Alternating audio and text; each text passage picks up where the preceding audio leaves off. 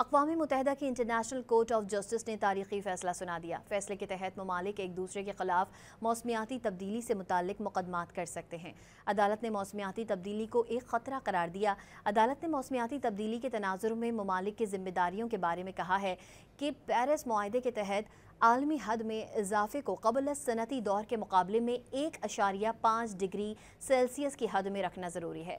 ऐसा ना करने वाले ममालिक पर कानूनी जिम्मेदारी आयद होती है और उन्हें अपने तर्ज अमल को तब्दील करना, दोबारा ऐसा ना करने की ज़मानत देना होगी या उन्हें माहौल को होने वाले नुकसान का इजाला करना पड़ सकता है। आलमी अदालत इंसाफ का ये फैसला कानूनी तौर पर पाबंद नहीं है, लेकिन माहिरीन का कहना है कि इसके असरात आलमी सतह पर होंगे। मुल्कों को मौसमियाती मसाइल पर एक दूसरे को जवाबदेह बनाने में मदद मिलेगी।